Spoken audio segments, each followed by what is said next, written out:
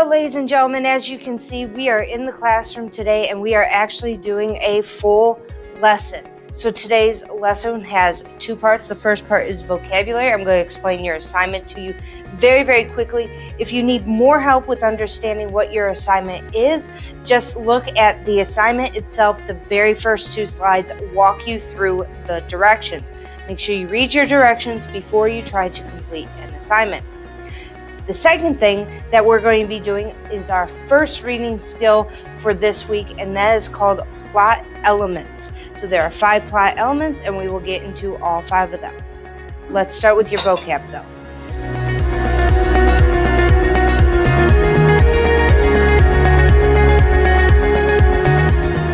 For your vocabulary assignment, you are given 15 words. These words are on the first couple slides. I even marked them pages 1, 2, and 3 for you in the assignment.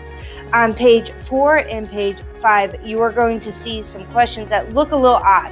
They give you 4 options. Well, when you take 2 of the 4 options and combine them, they make a sentence that is a true statement about one of the words. The best way to do this is to look at the 2 words that they give you in those 4. There will only be 2 because you have a front of a sentence and a back of a sentence. Okay?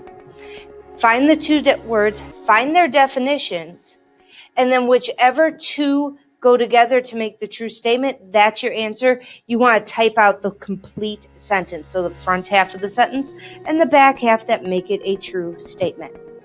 That's it. It really is that easy for today. Let's move into plot elements.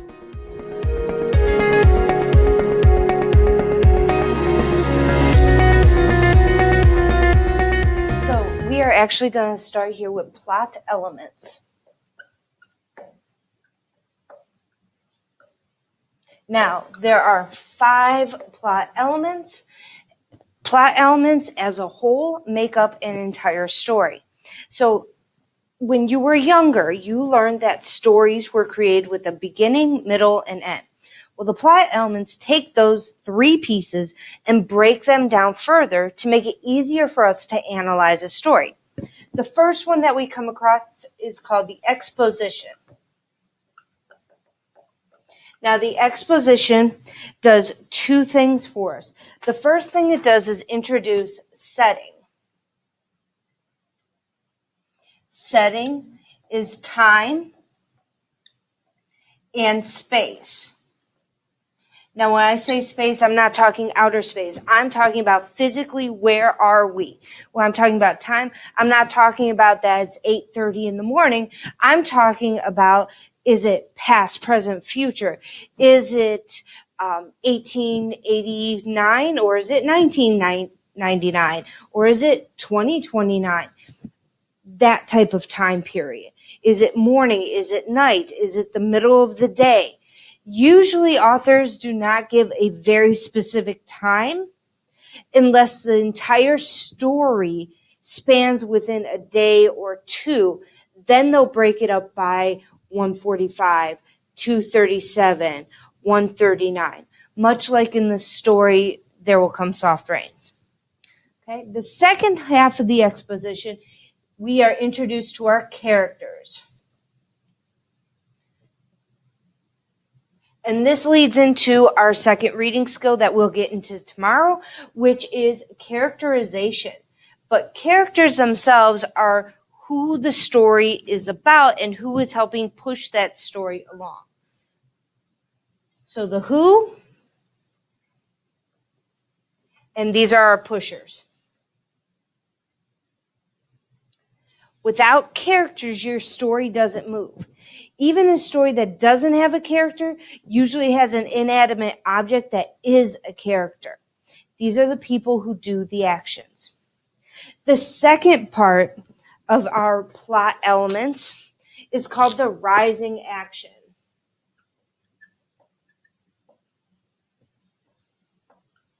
Now, in order for it to be a good story, there has to be a problem.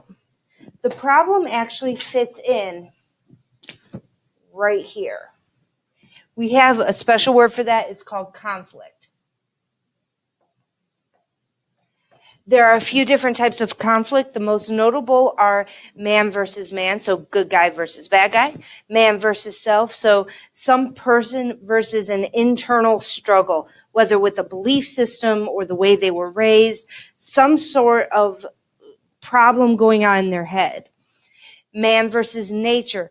You're stuck out in the middle of the wilderness. How are you going to survive? Your plane crashed in the Canadian outback. Hence Hatchet, okay? Well, they've taken over the years and broken these down even further. So now we have man versus deity. So a person versus some sort of god or gods. We see this a lot in ancient literature. That used to fall under man versus man if they were talking about something like Hercules versus Hera, or man versus self if they were talking about this is the belief that the gods have taught that I need to follow, but I'm finding this is the reality. So now they've made their own little section, man versus deity. With the advent of technology, specifically electronic technology is always around. This is technology, okay? But so is the computer that you're working on. As they've created more electronic technology, now we have this concept of artificial intelligence, AI. We have a concept of cloning, like in the books Clone Codes, which is a great series, where you have a person versus this technology. Did the AI, did the artificial intelligence become sentient? And now you're battling them like an iRobot. We have man versus society. So you have a person versus a governmental system, or a small group of people versus an entire nation's government, like in the Hunger Games. We also have man versus, what is it? There's one more and I just can't think of it right now. But the three main ones you need to focus on: man versus man, man versus self, man versus nature. That's where you're going to find most of your conflicts. You're also going to find that most really good stories have more than one conflict. They tend to have somebody, good guy versus bad guy, Batman versus Joker, but at the same time, Batman is fighting with his own personal demons. So you have man versus man and man versus self in one story. Either way, that's our conflict. Conflict leads into the rising action. You cannot have rising action unless you have a conflict, because rising action is where the story gets worse. It's where the problems worsen. Things get harder.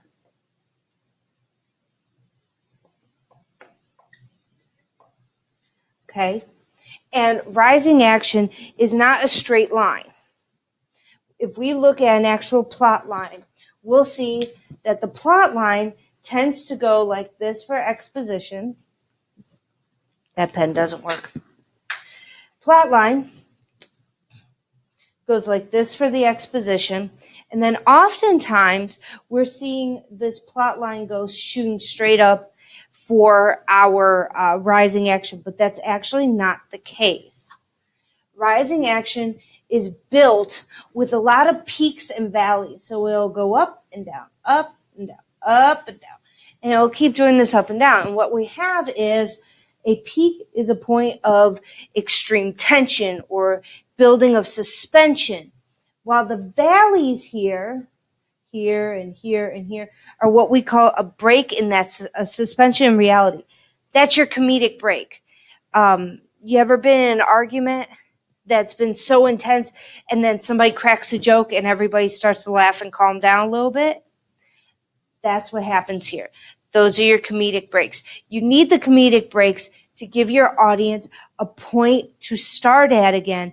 Otherwise, by the time you hit the next point, which is our climax, they're so intense and so enraged that they can't actually enjoy that part of the story. It gets lost because everything is a peak. Okay? So as I was saying, our next portion is called the climax. Okay? Climax is often defined as the most exciting part of the story. That's part of it. That's a small part of the definition. It does have to do with being the most exciting part. but sometimes the climax isn't very exciting. So there's a secondary part to a climax. This is also where the problem or your conflict begins to be resolved.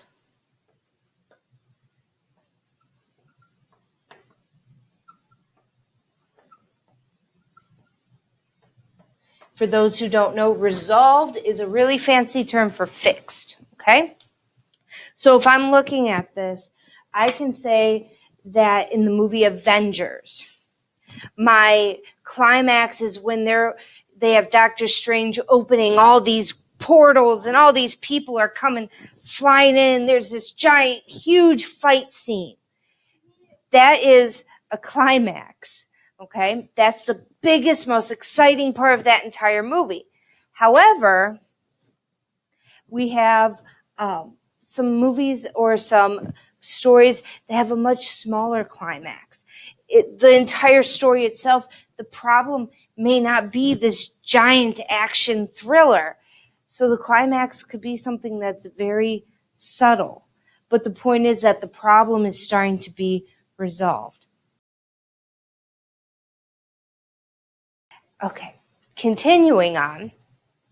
The next part flows really nicely into the last part. This is called the falling action. And this is where our tension and our major climax that's finally exploded and the problem just starts to get resolved. This is where everything starts to fall into place. And we can start to calm down. This is where we can start to take our breath. This is when we start to see all the little problems that have been happening along the way start to resolve themselves. And things that didn't make sense start to make sense. You know, the entire story could have been fixed if the two characters would stop lying to each other. Well, this is the point where they admit their lies. This is the point where they start to get that aha moment of, okay, this makes sense now, and this makes sense now, because they're starting to figure out, they lied to me, but here's what's really going on. And that leads us into our last part, which is called resolution.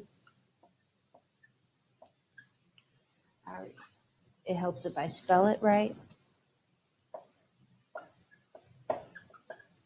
So the resolution is the end.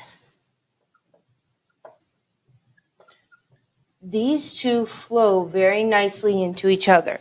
In a traditional plot line, we'll see the exposition, the rising action, the falling action, and the resolution. Notice how it's very stringent and strict.